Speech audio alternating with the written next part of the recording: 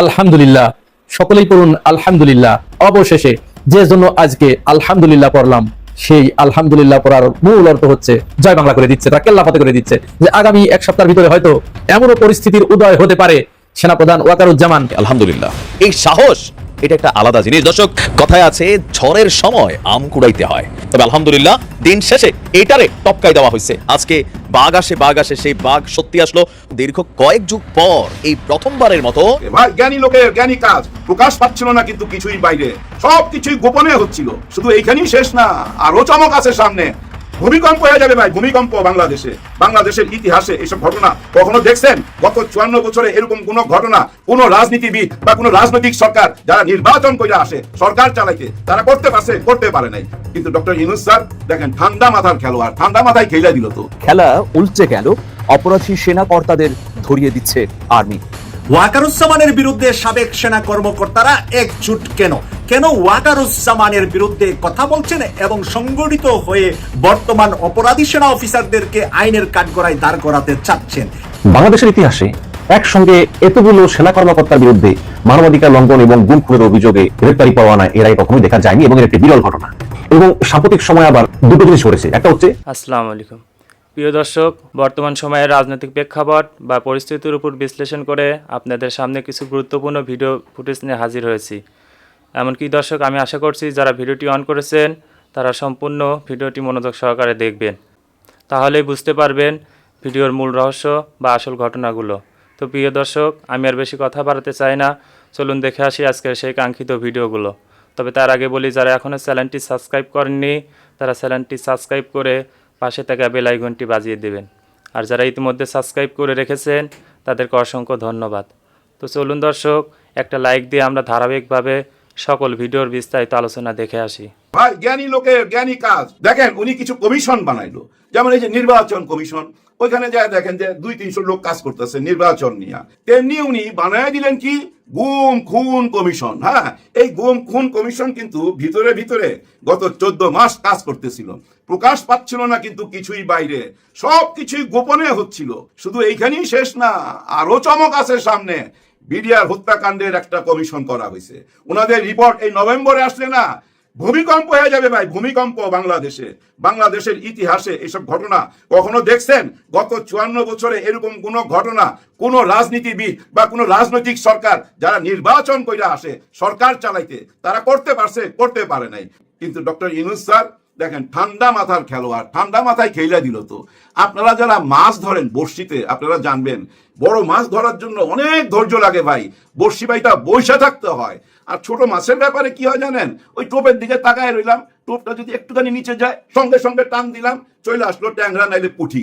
কিন্তু আপনি রাঘব বোয়াল যদি ধরেন, তাহলে কি করতে হবে?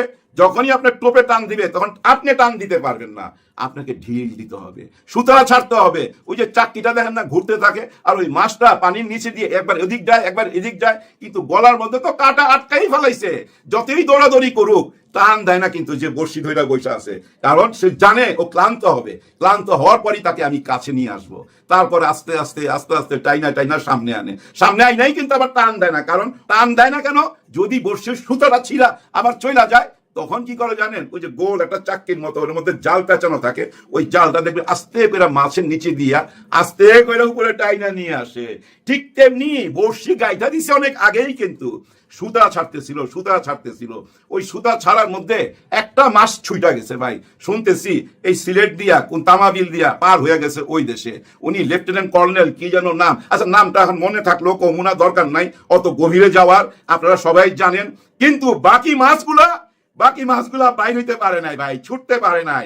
ওই যে আস্তে এখন কাছে টাইনা নিয়ে আসছে, সবই ক্যান্টনমেন্টের মধ্যে আছে। 15 জন আছে, 15 জন ভাগতে পারে নাই। আর ওই বাকি 15 জন এখন একদম কাছাকাছি, নিচ দিয়া কিন্তু অলরেডি জাল পাইতা ফেলাইছে। এখন শুধু টাইনা তুলবে, মানে হাত করা লাগাবে। আজকে ক্যান্টনমেন্ট থেকে সরাসরি জানায় দিছে, আমরা ন্যায় বিচারের পক্ষে, অন্যায়ের বিপক্ষে। সে অন্যায় যেই করুক না কেন ওনারা মাইনা নিছে ভাই। এবং ওনারা এমন কথাও বলছে, এই যে গুম খুন কমিশন থেকে যারা যখন যেভাবে সাহায্য চাইছে আমাদের কাছে, আমরা সেইভাবেই সাহায্য করছি। এমনও ঘটনা আছে যে ওনারা কথা বলতে চায় এমন একজনের সঙ্গে, যে হচ্ছে এখন কুমিল্লা নাইলে বরিশাল, আমরা তাকে ঢাকা আনাইছি এবং তাদের সঙ্গে কথা বলার সুযোগ করে দিছি। আসলেই সেটা করছে। হ্যাঁ ভাই, করছে। তো না করলে এই যে আয়না ঘরের যায় টাইলস খুঁজা বাই করতে পারতো, ক্যান্টনমেন্টে ঢুকার জন্য পারমিশন লাগে না, অনুমতি লাগে না, ওনারা অনুমতি দিছে বলেই কিন্তু হয়েছে। কিন্তু এই অনুমতিটা এত গোপন রাখা হয়েছে, কোন কমিশনারের তদন্তটাকে না অনেক গোপনে রাখা হয়েছে। আলোচনায় কেন আনে নাই জানেন? ডক্টর ইউনূস স্যারের তো ওই স্বভাব নাই, 2 দিন পর পর বা 1 দিন পর পর বা প্রতিদিন ক্যামেরার সামনে আসবে আর কিছু কথা বলবে। বেশি কথা বললে তো মুখ দিয়ে ফাঁস হয়ে যাবে ভাই, কথা বাইরে যেতে পারে। উনি তো কম কথার লোক, যার জন্য কোনো আলোচনায় আসে নাই। আর আমরা সবাই বলা বলি করতেছিলাম ডক্টর ইউনূস দেশ চালাইতে পারবে না, উনার কোনো ক্ষমতাই নাই, উনার কোনো যোগ্যতাই নাই। ভাই উনার যোগ্যতা উনি কিভাবে দেখাবে?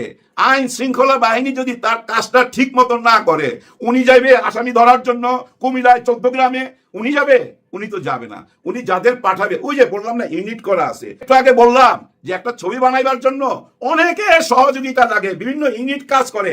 এখন ওনার প্রশাসনের ইউনিট যদি ঠিক মতো কাজ না করে, উনি কি করবে? আর এই কাজ না করার পিছনে কাদের ষড়যন্ত্র এখন তো পরিষ্কার আপনারা বুদ্ধিজীবীরা।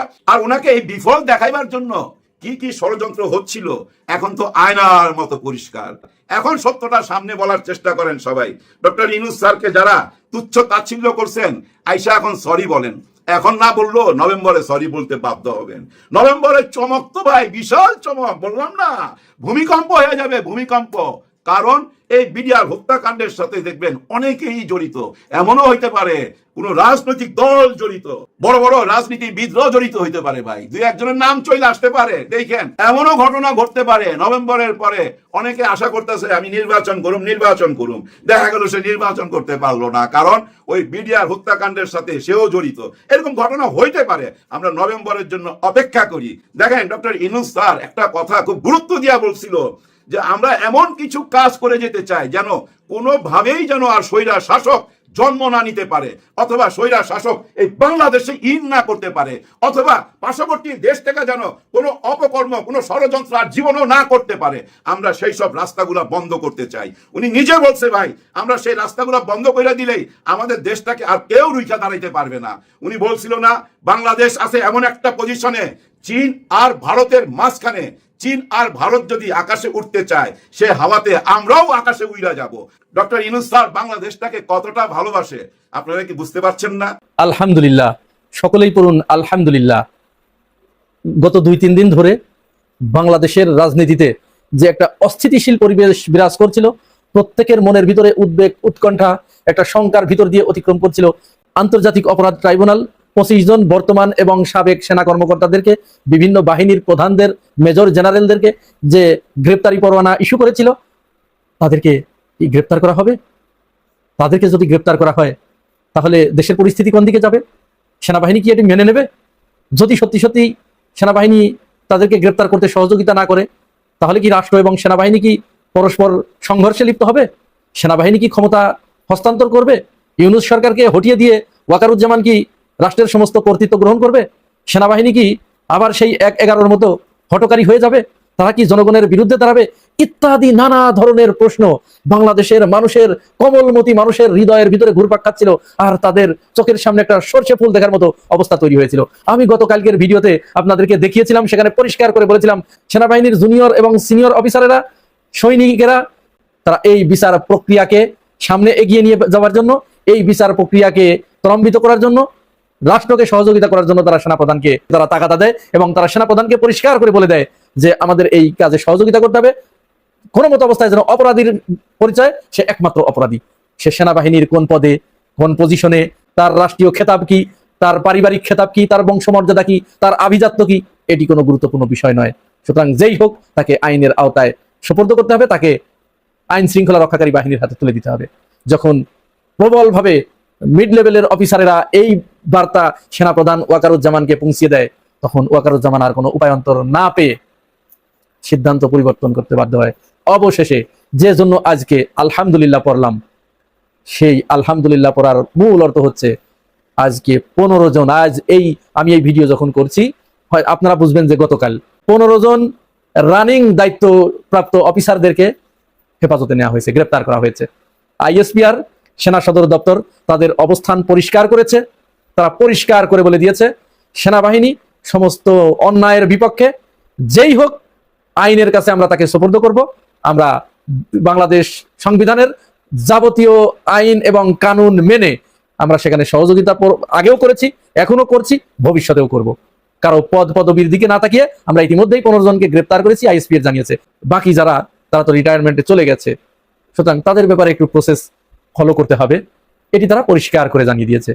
এখানে আমি আপনাদেরকে একটি কথা বলতে চাই, সেটি হচ্ছে ওয়াকারুজ্জামান সম্পর্কে আমাদের একটা অবজারভেশন হলো, তিনি কিন্তু 5 তারিখে বিকেল বেলায় সমস্ত রাজনৈতিক দলের নেতাদের ডেকে নিয়ে তিনি যখন মিটিং করেছিলেন, তার সম্ভবত তার পরের দিন বা তার পরের দিন এরকম হবে, তিনি তার বক্তব্যে পরিষ্কার করে বলেছিলেন, একেবারে পরিষ্কার করে বলেছিলেন যে আমরা সমস্ত অপরাধীদেরকে, গণহত্যাকারীদেরকে আমরা আইনের আওতায় আনবো।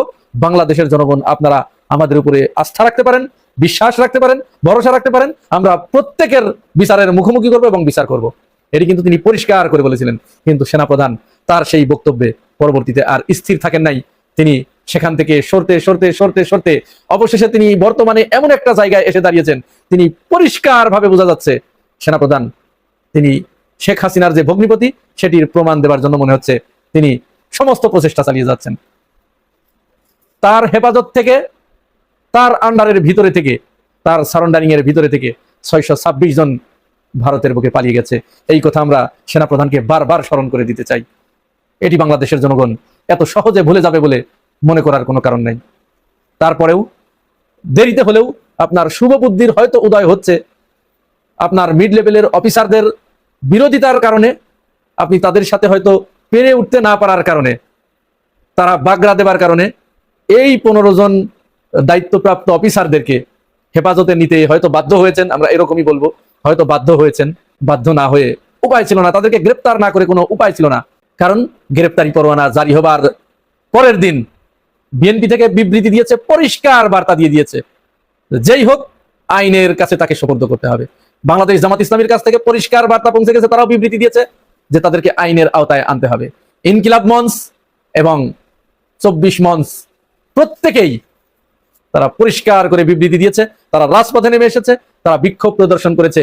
এনসিপি তারাও পরিষ্কার করে জানিয়ে দিয়েছে, নাহিদ ইসলাম তার ফেসবুক স্ট্যাটাসে পরিষ্কার করে বলে দিয়েছে অপরাধীর পরিচয় শুধুমাত্র অপরাধী, সে কোন পদে আছে কি এগুলো দেখার কোনো সুযোগ নাই, তাকে অবশ্যই আইনের কাছে হস্তান্তর করতে হবে। এই চাপে পড়ে তাকে সেনা সদর দপ্তর জানিয়েছে আজকে বিকেলে, অর্থাৎ 11 তারিখ শনিবার বিকেলে আইএসপিআর যে সাংবাদিক সম্মেলন করেছে, সেখানে তারা পরিষ্কার করে জানিয়ে দিয়েছে যে 15 জনকে তারা হেফাজতে নিয়েছে।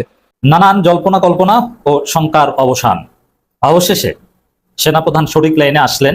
আমাদের যে প্রত্যাশা, আমাদের যে চাপ, এতদিন সেনাবাহিনীর দুষ্কৃতিকারী কর্মকর্তাদের বিরুদ্ধে এবং সেনা প্রধানকে টার্গেট করে এতদিন যে কথাবার্তা বলেছি, যে ধমক দিয়েছি, যে চাপ তৈরি করেছি জনগণের পক্ষ থেকে, সেই উদ্দেশ্য সফল হয়েছে। কি, সেনাবাহিনী আমাদের গর্বের জায়গা, সেনাবাহিনী আমাদের গর্বের প্রতীক, কোনো বিরোধ নাই, বরং আমরা একে অপরের পরিপূরক, শুভাকাঙ্ক্ষী। তাহলে উদ্দেশ্য কি ছিল? যেসব সেনা অফিসার গুম খুনের সাথে জড়িত ছিল, সেনাবাহিনীর পেশাদারিত্ব ধ্বংস করেছে, তাদের বিচারের দাবি, এটাই ছিল একমাত্র উদ্দেশ্য। ওয়াকারুজ্জামানের প্রতি আমাদের সামান্যতম ক্ষোভ থাকার প্রশ্নই ওঠে না। ক্ষোভ একটা জায়গায়, তিনি যদি গুম খুনে জড়িত অফিসারদের বাঁচানোর চেষ্টা করেন, এছাড়া কোনো ক্ষোভ, কোনো শঙ্কা কিচ্ছু নেই। হ্যাঁ, ওয়াকার অতীতে, ওয়াকার আওয়ামী লীগের লোক কিংবা হাসিনার আত্মীয় যাই হোক, তারপরও যেহেতু তিনি জুলাই বিপ্লবে অংশগ্রহণ করেছেন শেষের দিকে হলেও, এই জন্যে ওয়াকার আমাদের ভাই। অতীতের গুণাখাতা মাপ, এটাই থিওরি। কেন? আপনি একটা উদাহরণ নেন, বদরের যুদ্ধে, উহুদের যুদ্ধে, খন্দকের যুদ্ধে, অনেক যুদ্ধে আল্লাহ রাসূল সাল্লাল্লাহু আলাইহি সাল্লামের বিরুদ্ধে যুদ্ধ করেছেন, ইসলামের বিরুদ্ধে যুদ্ধ করেছেন, কিন্তু শেষ জীবনে এসে ইসলাম গ্রহণ করে হয়তো ইসলামের পক্ষে একটা যুদ্ধে অংশগ্রহণ করেছেন, অথবা কোনো যুদ্ধে অংশগ্রহণ করতে পারেনি, মক্কা বিজয়ের সময় ইসলাম গ্রহণ করেছেন। সে জান্নাতি, আল্লাহ রাসূল তাকে কবুল করেছেন, তার মর্যাদা সাহাবী, হিন্দা থেকে শুরু করে এরকম অনেক এক্সাম্পল আছে। ঠিক তদ্রুপ ওয়াকার অতীতে যাই করুক না কেন, হাসিনার পতনে যদি ভূমিকা রেখে থাকে এবং রেখেছে, তাতে ওয়াকার আমাদের পক্ষের শক্তি। অতীতে অন্যায় করলো সেটা মাপ, কিন্তু ওয়াকার লাইন ছাড়া বেলাইনে চলে গিয়েছিলেন। কি, তিনি অবশ্য তার অনিশ্চয়তা থেকে তিনি গুম খুনে জড়িত ওদের অনেককে সেফ এক্সিট দিয়েছেন, বাঁচানোর চেষ্টা করেছেন, এবং অভিযুক্ত সেনা কর্মকর্তাদের বিচার আইসিডিতে করতে বাধা সৃষ্টি করার চেষ্টা করেছিলেন। তিনি চেয়েছিলেন যে সেনাবাহিনীর নিজস্ব আইনে, নিজস্ব বিচারালয়ে, মানে কোর্ট মার্শাল হবে। আমি আশা করছি সম্পূর্ণ ভিডিওগুলো মনোযোগ সহকারে দেখেছেন। সেই সাথে ভিডিওর কোনো তথ্য বা মতামত থাকলে কমেন্ট বক্সে জানিয়ে যাবেন। আজকের মতন এখানে শেষ করছি, ফিরে আসছি আগামী দিনে অন্য কোনো টপিকস নিয়ে। সে পর্যন্ত ভালো থাকবেন। আল্লাহ হাফেজ।